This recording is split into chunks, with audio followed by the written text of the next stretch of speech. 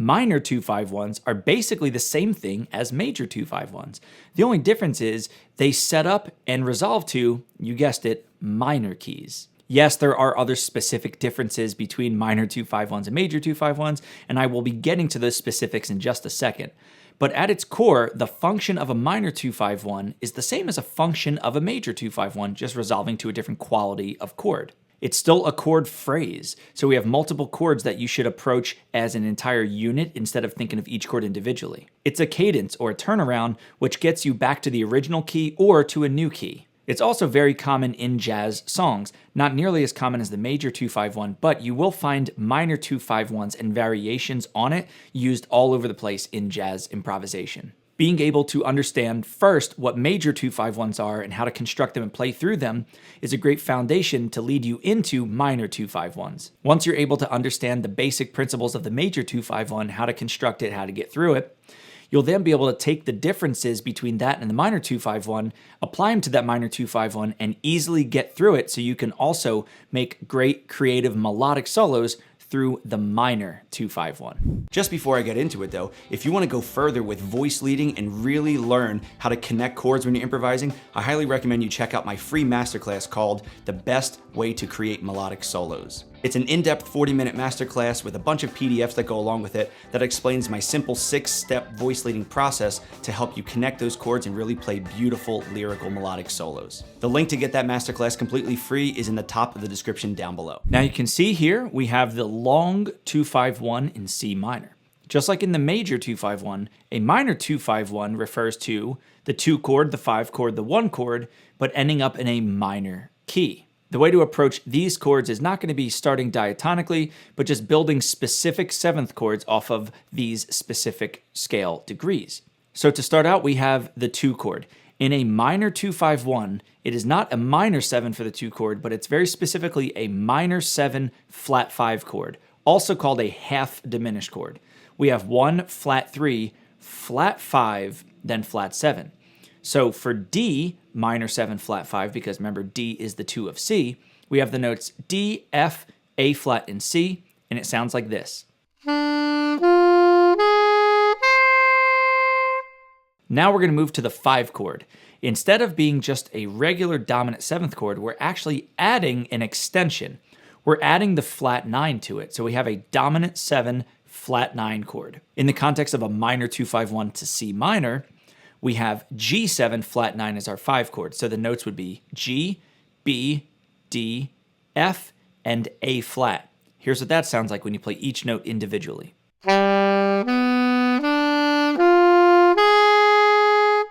If you notice, the one altered note, the note that has a flat in front of it, is the same for both the 2 chord and the 5 chord. A flat is the flat 5 of this chord, and A flat is the flat 9 here. So that's a really important note in the minor 2-5.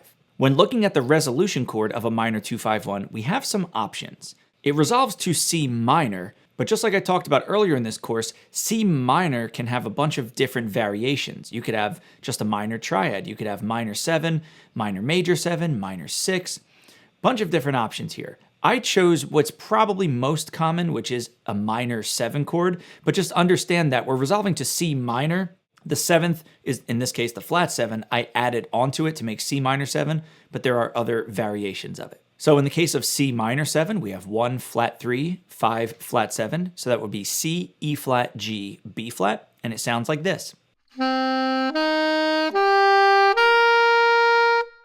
Now I'm just going to have a backing track play that minor 2-5-1 for you in C minor. It's going to be 1 measure of D minor 7 flat 5, 1 measure of G7 flat 9, and then 2 measures of C minor 7. Here's what that sounds like.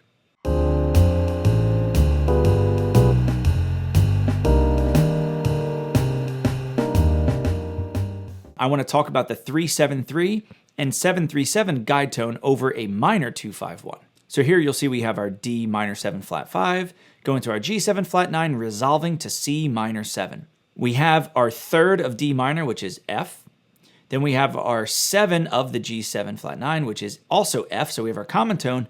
Then our resolution note, though, instead of going down a half step to E natural, because that's the natural 3rd, we're going down a whole step to E flat, which would be the 3rd of C minor. So I'm just going to now play for you this 3-7-3 guide tone line over top of the backing track. Once again, the track is a 4-measure phrase, so there's 2 full measures of C minor. I'm just going to play measures 1, 2, 3, and I will rest in the 4th bar.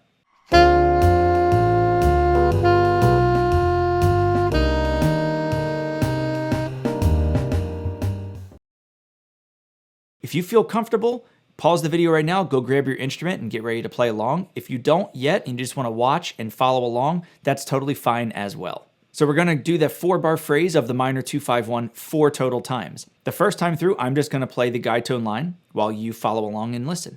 Second time through, I want you to play the guide tone line. The third time through, I'm going to improvise using, in each measure, chord tones of each chord. So I'm going to use the chord tones of D minor 7 flat 5, chord tones of G7 flat 9, and chord tones of C minor 7. But on beat 1 of each measure, I'm going to hit these notes for the guide tone line. So I'm going to hit F on beat 1, F on beat 1, then E flat on beat 1, then I'll rest in bar 4. And then the 4th time through, I want you to do what I just did. Don't play back the exact same thing that I played, but I want you to listen to mine first just to get some ideas.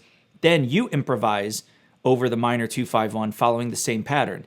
You play F here, the F here, and the E flat there, and then rest in bar 4. Before we do this, once again, the most important thing, as always, are the non-note musical elements. Think about your swing, think about your time, think about your articulations and your rhythms. Yes, we're focusing on notes here, but never lose sight of those non-note musical elements. Here we go. Good luck and have fun.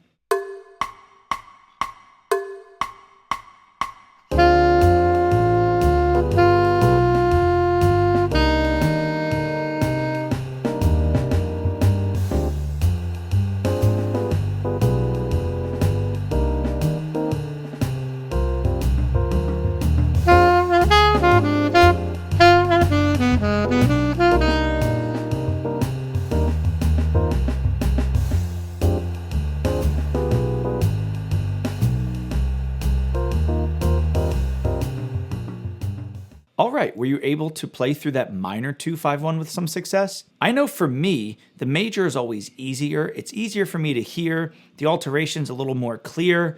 And because it has just that nice major sound, and we're just used to major songs more than minor songs, at least for me, it's always easier. For you, it might be different, and that's totally fine. Now we're going to do the exact same process again of playing together, but we're going to do the 7-3-7 guide tone line. So this time we're starting the 2 chord using the 7th, which is C. Then we're approaching the 5 chord using the 3rd, so it's down a half step to B natural, and look at this.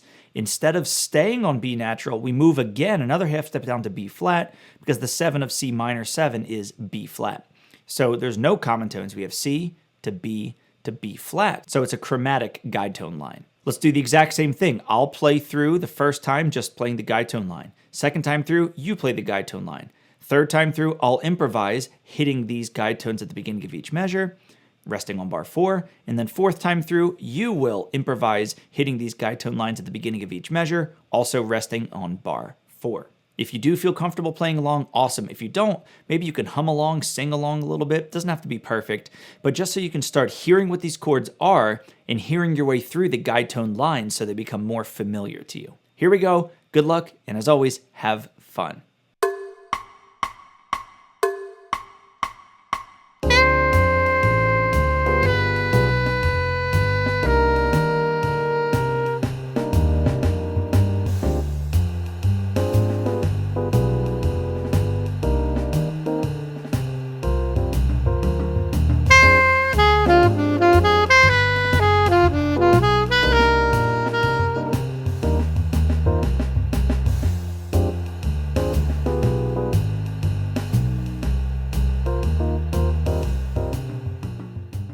I don't know if you noticed this, but in my improvisation, I started on the guide tone note on C. I went down the chord, so I went C, A flat, F, D, back up, and then hit this one, then went down the same notes because this chord also has A flat, F, and D. So I kind of use that as a motif, going down those notes with just switching the top note there.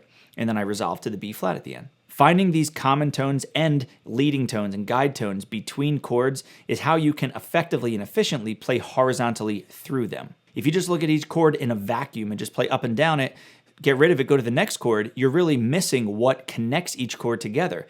Do the notes move chromatically? Do you have whole steps? Do you have a lot of common tones? Think about D minor 7 flat 5 and G7 flat 9. They both use the notes D, F, and A flat. There's 3 common tones between those 2 chords. So knowing that ahead of time can help you actually improvise through the changes in a more effective way. You can use those notes as your motif and bounce from them away to other notes that do change between the 2 chords and create this kind of little idea that plays off of the common tones. There's lots of different ideas you can use. Being aware of what each chord is and how it relates to the chords around it, that's the most important thing about learning chords in improvisation. It's not just knowing what the notes of each chord are. Now I want to go to the survival line, and you'll notice I wrote using C harmonic minor scale. When playing through a 2-5-1, and more specifically when just playing the motion over the 2 and the 5 chord, the harmonic minor scale is going to be the main scale to use if you're thinking in a scale. There are many options for what C minor could be, but the harmonic minor scale works the best, and I'll show you exactly why. So when taking our survival line, just like we did in major, we're going to start on the 3rd of the 2 chord, so that would be F. We're going to scale down in C harmonic minor. So we have F, then E flat, D, C. Here's why the harmonic minor scale works best. Watch this little guide tone line from C, here, the 7 of this, going to the 3rd of this chord. So as soon as we switch to G7, that's when we're hitting that B natural. You might say to yourself, well, C minor might not really have a B natural. Well, when you have a 2-5-1 in minor, you do have the dominant 7 flat 9 here, so we definitely have that B natural. So if you save that note for right here, don't play it over the 2 chord. If you save it right here over the 5 chord, you're going to really lock into that sound, and it's going to send you along your way for the rest of this. Then we skip down to the flat 9, which is A flat. That's right, we're not playing A natural here, because over G7 flat 9, there is no A natural, it's A flat. That's why we're skipping from B to A flat. Then we have our G, F, 7 of this, to 3rd, E flat. Those notes give you the harmonic minor sound. Here's what this exact line sounds like over the backing track.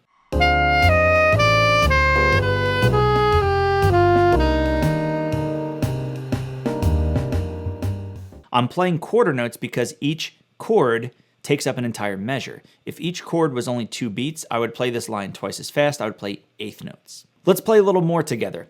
What I want to do is play the survival line and use this as our outline, hitting the 3rd here, hitting the 3rd here, hitting the 3rd here, using the harmonic minor scale of the 1, in this case C.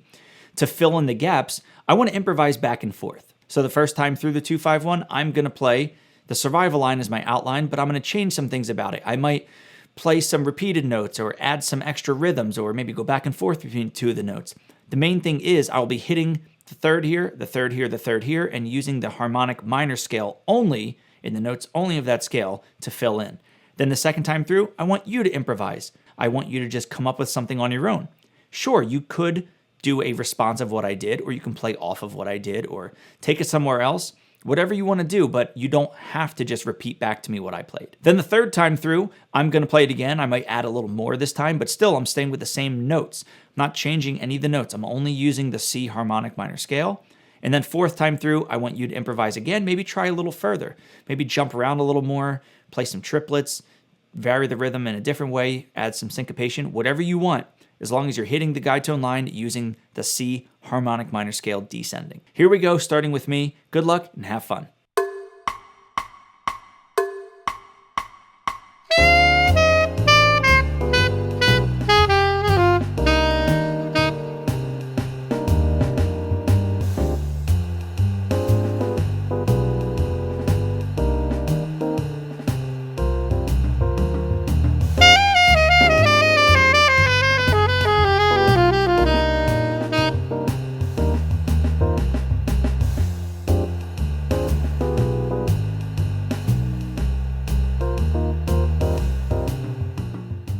How fun was that? When you're thinking of these simple ideas like the survival line, and once again, the survival line is just an easy line that you already know. It's just one scale descending, but it hits great chord tones, has great voice leading. It always works. When thinking of the simple line like that, in real time of improvising, you could then be worried about more musical element. You could be worried about fitting the rhythm section. doing some interaction with the band, doing a different articulation, different dynamics, different range stuff, adding other colors. You're not worried about memorizing licks. You're not worried about some pattern that you practiced. Yes, that stuff might come out in your playing, but in real time, you shouldn't be thinking of that. If you just memorize some of these simpler ideas, you can then alter them in real time. Whereas if you had an already complicated line, it's going to be hard to alter that in real time. I don't know if you noticed this, but in my second time through the 2-5-1, I hit every single note exactly on the downbeat. But what I did was I played eighth note triplets. I played this note, then the next note above it in this scale, then back down. So I went F, G, F, E flat, F, E flat, D, E flat, D, C, D, C, B, C, B, A flat, B, A flat, G, A flat, G, F, G, F, and then finally E flat. Even doing something like that, because I know it's a simple line going down, I know where to land those notes, I can add those other rhythms and it doesn't feel any more complicated to me. Yes, I might need that technique of going da da da da da da da da da, but when I practice scales, I've gone through all those patterns already, and I've taken these scales and kind of messed around with them, and I feel very comfortable with the scale. The final thing I want to talk to you about and show you over specifically minor 2-5-1s is how to turn a long 2-5-1 into a short 2-5-1, or rather how to superimpose a short 2-5-1 in C minor over top of a long 2-5-1 in C minor. So up until now, the 2 chord and the 5 chord have been a full measure each. We're in 4/4, so 4 full beats each. That's what I call a long 2-5 or long 2-5-1. A short 2-5-1 is just half of that amount. It's just 2 beats of the 2 chord, 2 beats of the 5 chord, then the resolution chord. The function is the exact same as the long 2-5-1. There is nothing different about a short 2-5-1 versus a long 2-5-1 other than the length of time on each chord. Yes, if you're using specific lines, you have to adjust them for the new length of time. For example, if you took those sample lines that I wrote out, you can either omit half the notes or play them twice as fast. So play them as 16th notes and they would work over a short 2-5-1. Same thing like when I showed you the survival line, that was written as quarter notes going down. If you wanted to apply the survival line over this measure of a short 2-5, you would have to make it eighth notes to make it fit harmonically in this measure. I believe learning short 2-5s and short 2-5 vocabulary is much more important than learning long 2-5 vocabulary. Just understand that you can use short 2-5 vocabulary and lines and ideas over long 2-5s and over short 2-5s.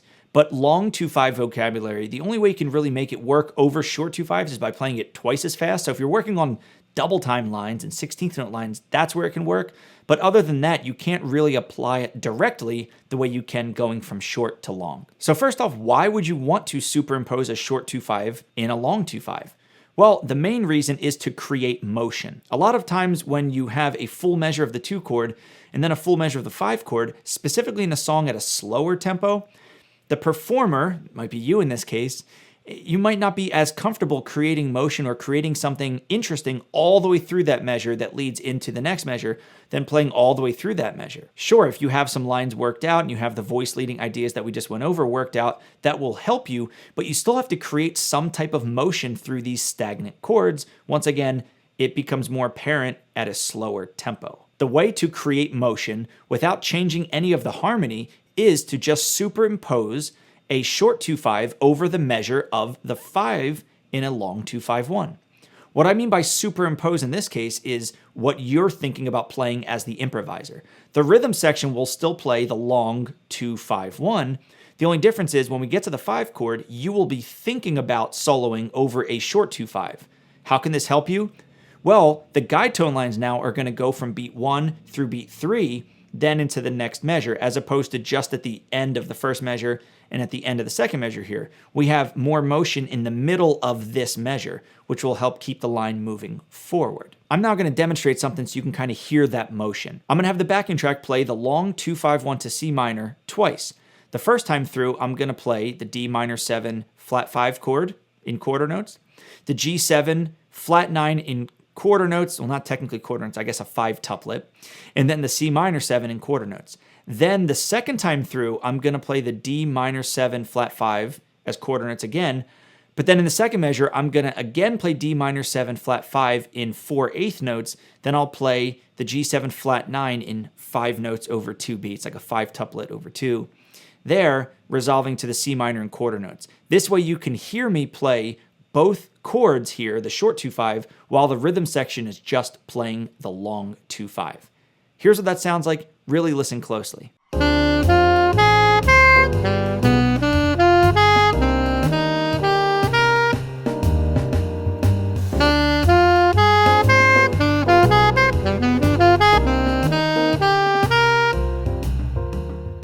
Could you hear how that motion was created there while the harmony stayed the same?